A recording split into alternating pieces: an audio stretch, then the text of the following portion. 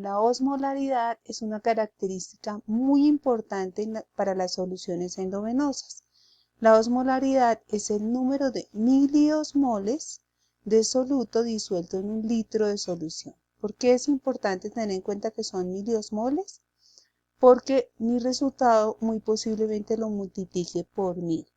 ¿Y por qué es importante tener en cuenta que es un lit sobre litro de solución? Porque es la expresión que yo voy a tener siempre para pensar en la osmolaridad. Entonces no se les olvide 1000 y el litro de solución. ¿Y qué es la osmolaridad? Es esa característica que es resultado de tener en cuenta el molecular, que es un osmol, es igual al peso molecular de la sustancia, de la molécula. Recuerden que una molécula es la conjunción de varios elementos que ustedes ven en su tabla periódica. Entonces se unen varios elementos, forman una molécula y se unen de forma tal que cada uno aporta su peso como elemento, forman entre todos un peso molecular ya unidos y es muy importante definir que esta osmolaridad es sobre el número de partículas disociables de esa molécula. O sea, en cuántas partículas se puede disociar, en cuántos elementos se puede disociar. ¿Listo? Considerando lo anterior, entonces vamos a mirar cómo se calcula el peso molecular. Para el cálculo del peso molecular de la sustancia que más conocemos en el ámbito clínico, que es la solución salina, se considera que es la sal disuelta en agua destilada. Entonces, esa sal, ¿por qué elementos está formada? Por sodio y cloro, cloruro de sodio. Recuerden que aquí consideramos el peso molecular en dos unidades. Entonces, 22.98 es igual a 23 gramos, se consideran gramos, y 35.45, este decimal va hacia la baja, entonces lo considero 35 gramos. Yo sumo los pesos de estas dos sustancias y me da 58 gramos. Pero cuando voy a mirar la disociación, yo miro que una vez se enfrenten el cloruro de sodio como partícula posible de disociación en el agua, en un vehículo acuoso, se van a disociar en dos partículas, en las originales, cloruro y sodio, lo que implica que 58 lo debo dividir en dos partículas. ¿Listo? La otra solución, que es la más frecuente que encontremos, se llama destrosa. Glucosa, está formada por glucosa. Entonces quiero que hagan claridad en que la glucosa está formada por 6 átomos de carbono, 12 átomos de hidrógeno y 6 átomos de oxígeno. Es una molécula porque es una conjunción de todos estos tres elementos. Y hay que tener en consideración que la misma carga de elementos, o sea, la misma cantidad de elementos, se presenta en los otros tipos de azúcares que son la fructuosa, la sacarosa, la lactosa. Lo que sucede es que estos elementos espacialmente en la molécula están distribuidos de diferente forma, pero conservan la misma cantidad. Entonces, vamos a hablar de una solución con destrosa que está cargada con glucosa en un vehículo que generalmente es agua destilada. Entonces, tengo el carbono, que si ustedes ven pesa aquí 12 por 6 moléculas de 6 elementos de carbono, 6 átomos de carbono, me da 72. El hidrógeno, cuyo peso molecular es 1, por 12 átomos de hidrógeno me da 12 gramos. Y el oxígeno, cuyo peso molecular es 16 gramos, miren que es 15.9999, entonces 16 gramos, por 6 átomos de carbono son 96. Yo sumo 72 más 12 más 96 y eso me da 180. ¿Qué característica es la más importante de esta solución? Que no se puede disociar. O sea, es una molécula que está formada por enlaces covalentes, a diferencia de la molécula que vimos anteriormente, que era una sal.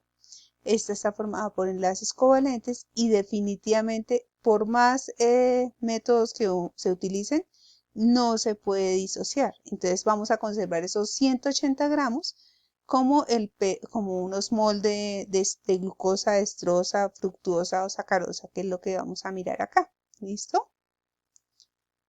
¿Qué es importante tener en cuenta en la osmolaridad? ¿A mí para qué me sirve tener en cuenta la osmolaridad, chicos? Porque la osmolaridad me define la relación entre las soluciones que yo le coloco al paciente y la concentración de solutos de esas soluciones con relación a la concentración de solutos que hay dentro de esos eritrocitos. Entonces, la concentración de solutos que hay dentro de esos eritrocitos es de 290 a 310 miliosmoles. ¿Recuerdan que les dije que era por mil? Por litro. Entonces, es importante considerar esa parte con relación al tipo de solución que yo coloco. Entonces, si yo haciendo el cálculo de tonicidad después de que defino la osmolaridad de una solución, da por debajo de 290, yo hablo de una solución hipotónica. Si yo hago el cálculo de una solución y me da entre 290 y 310, yo digo que es una solución isotónica, o sea que mis solutos de la solución son iguales a los que están dentro del eritrocito cuando yo coloco esa solución endovenosa. Y si la solución es mayor en su tonicidad, en el valor de osmolaridad mayor a 310, yo digo que la solución es hipertónica. Quiere decir que tiene más solutos la solución que estoy colocando frente a los solutos del eritrocito allá en el interior, en esa sangrecita donde lo voy a colocar, en esa sangre venosa. ¿Eso por qué es importante, chicos? Porque si yo tengo una solución hipotónica donde los solutos son son menores en el espacio externo que en el eritrocito, el agua va a tender a ingresar al eritrocito. El agua se va a ir donde haya mayor cantidad de solutos. Como esta solución hipotónica tiene menor cantidad de solutos, el agua se va a querer ir dentro del eritrocito y entonces lo estalla. Entonces estalla ese eritrocito con una solución hipotónica.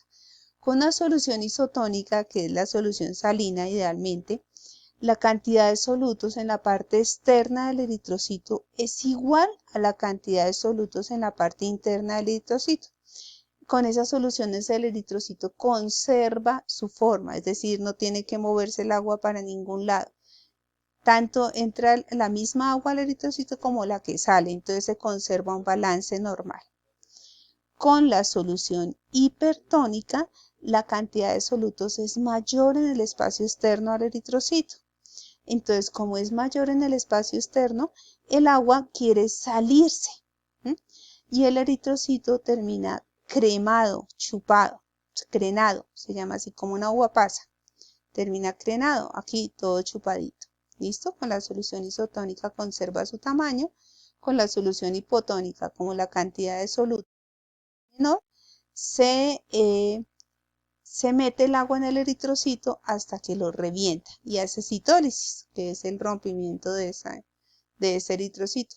Por eso es importante calcular la osmolaridad de todas las soluciones que yo coloque en mi paciente. ¿Listo? ¿Y cómo calculo la osmolaridad? Entonces, chicos, siempre se hace sobre una solución que sea de mayor cálculo porcentual, o sea, con mayor cantidad de solutos, a una solución de menor cantidad porcentual. Entonces aquí vamos a ver el ejemplo, que es solución salina al 0.9%.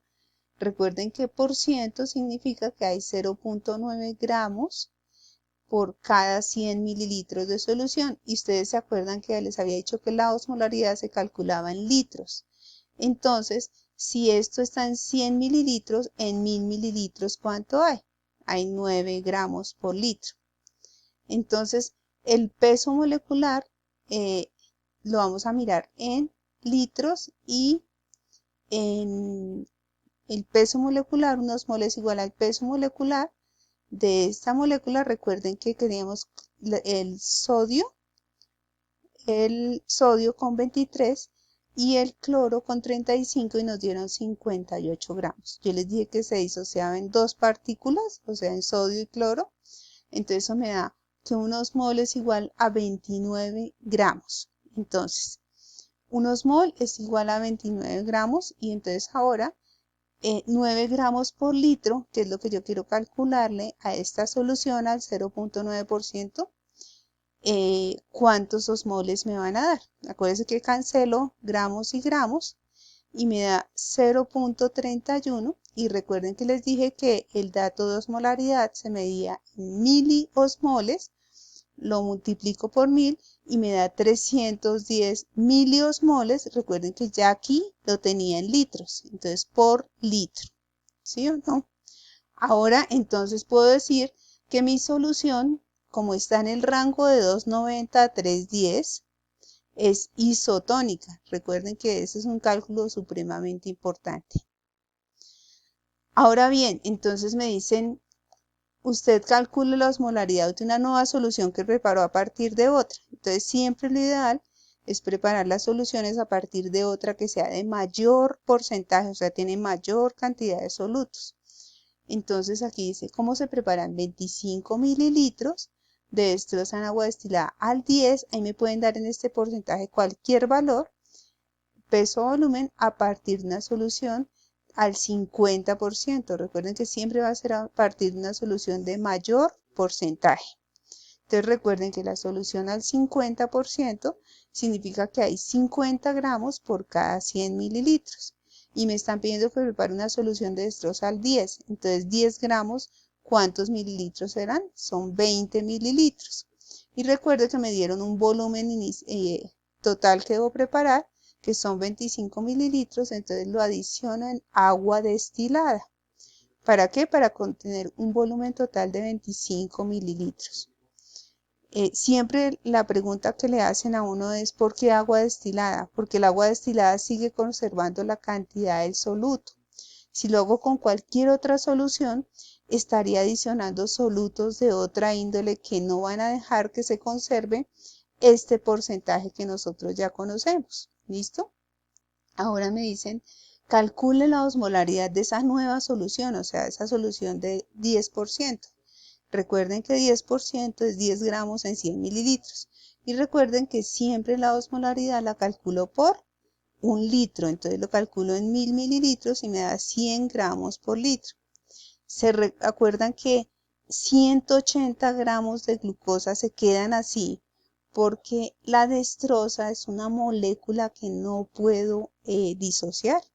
Entonces siempre voy a tener claro que un osmol equivale a 180 gramos y mis 100 gramos por litro ¿a cuánto equivale? Entonces me da 0.55, lo multiplico por 1000 para que me dé miliosmoles y me da 550 y recuerden que ya lo estaba calculando en el litro acá, que fue el ejercicio que hice en este lado de acá para calcular 1000 mililitros. Me da 550 miliosmoles por litro. 550 está por encima del rango de 290 a 310. Entonces yo defino que la solución nueva, la osmolaridad de la solución nueva, es la tonicidad es una solución hipertónica. ¿Listo? Para eso es que realizamos estos ejercicios. Buen día.